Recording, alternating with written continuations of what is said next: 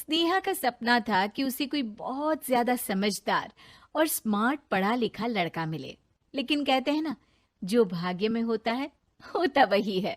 देख, मैं साफ कह रही हूँ, लड़की के बाप के पास भर भर के पैसा है। अरे एक बार लड़की ने तुझे पसंद कर लिया तो समझ के पैसे की तो नदियां भर जाएंगी, लेकिन फिर भी तेरी प्यास नहीं बुझेगी बेटा। अरे माँ, फ्रिज में मैंने 2 बोतल पानी की रखी है, और कैसे प्यास बुझेगी? अरे 5वीं फेल, मैं बात कर रही हूँ पैसों की प्यास की।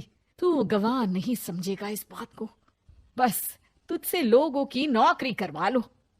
वो क्या है ना आशीष की माँ, वो सीधा है, और जिसे तू लोगों की नौकरी बोल रही है ना, वो आशीष का प्यार है अपने लोगों के लिए, जिनसे वो प्यार करता है या जिनसे जुड़ा हुआ है वो।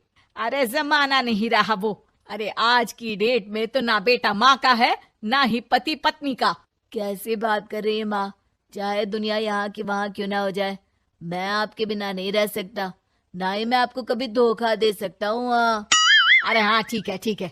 देख, लड़की को पढ़ा लिखा लड़का चाहिए तो वहां चुप रहना। जबान खोलेगा तो पता चल जाएगा कि 5वीं पास है। अरे तो पढ़ा देती ना आगे।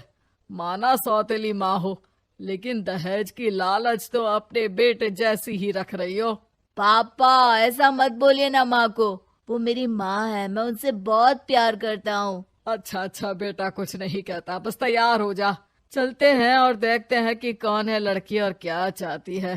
सभी मिलकर लड़की देखने जाते हैं, जहाँ स्नेहा आशीष को देखकर ही इम्प्रेस हो जाती है। वाह, कितना हैंडसम है, काश इससे मेरी शादी हो जाती, लेकिन पता नहीं कितना पढ़ा लिखा है।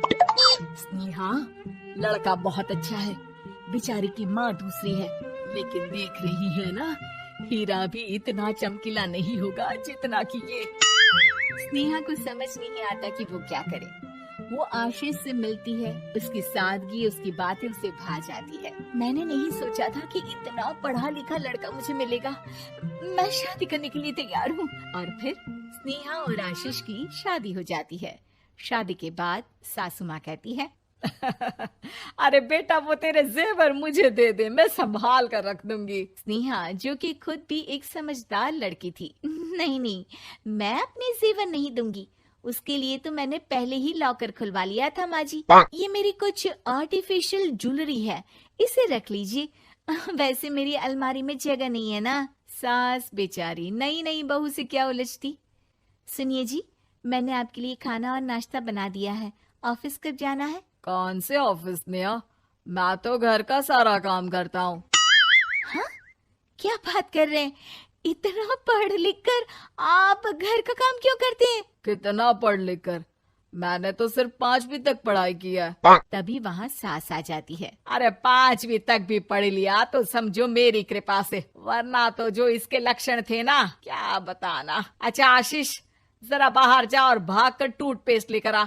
सुबह से मंजन नहीं किया। और हाँ, फिर जाकर दुकान की सफाई कर देना। तेरा छोटा भाई दुकान पर जाने को तैयार हो रहा है। स्नेहा ये सब सुनकर हैरान रह जाती है। वो सोचती है कि आखिर उससे क्या गलती हो गई जो उसके साथ ऐसा हुआ। आशीष स्नेहा के पास जाता है। सुनो, तुमको तो मैंने पहली मुलाकात में ही बताया था कि। स्नेहा आशीष की बात ही नहीं सुनना चाहती है। वो जोर से चिल्लाती है, चुप रहो बिल्कुल, गंवार कहीं के।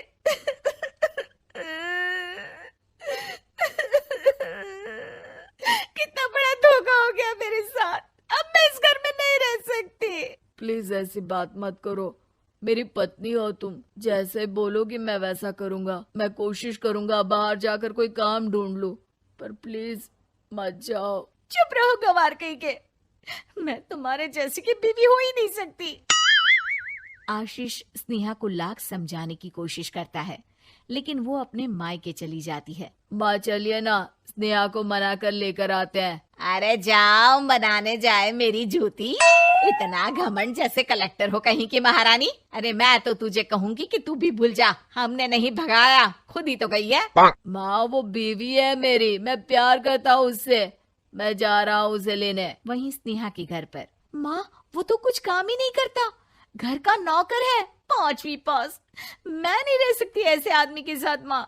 बेटा वो लड़का बहुत अच्छा है, उसकी तारीफ मैंने हर किसी से सुनी है। तेरा पति है, अब तक एक गलत माँ के साथ रह रहा था, तू संवारेगी तो संवर जाएगा। तभी वहाँ आशीष आ जाता है। मुझे माफ कर दो स्नेहा, पर प्लीज मुझे छोड़कर मत जाओ। मेरी माँ के जाने के बाद मुझे तुम्ही से सारी उम्मीद है। तुम जैसा कहोगी मैं करूँगा, पर प्लीज मेरे साथ रहो। सबके समझाने बुझाने के बाद स्नेहा आशीष के साथ घर आ जाती है। आ गई महारानी, अब आई हो और सच्चाई भी पता चल गई है, तो थोड़ा तमीज से पति के साथ घर देख, रसोई संभाल और हम सबकी सेवा कर। देखो, मैं अब इस घर में बंटवारा चाहती हूँ। जो मेरे पति का हिस्सा है वो उसे मिले और वो आज से कोई काम नहीं करेंगे। हिस्सा ले लो, लेकिन कमाओगे क्या, खाओगे क्या, धूल मिट्टी। अरे तेरा पति किसी काम का नहीं है, वो तो मेरा बेटा कमा रहा है तो 2 रोटी मिल जाती है इसे। तभी वहाँ स्नेहा के ससुर आ जाते हैं। मैंने एक बंद फैक्ट्री को पहले ही आशीष के नाम कर दिया है और घर के 2 तल्ले में 1 तल्ला ले लो। मैं तो आशीष के पास रहूंगा, वकील थोड़ी देर में आता ही होगा। अरे जाओ जाओ, 2 दिन में भूख से तड़प कर सब वापस आ जाओगे। बढ़िया आई बहू बेटे वाली। फिर क्या था, स्नेहा आशीष के साथ मिलकर बंद फैक्ट्री को खोलती है और मन लगाकर काम करती है।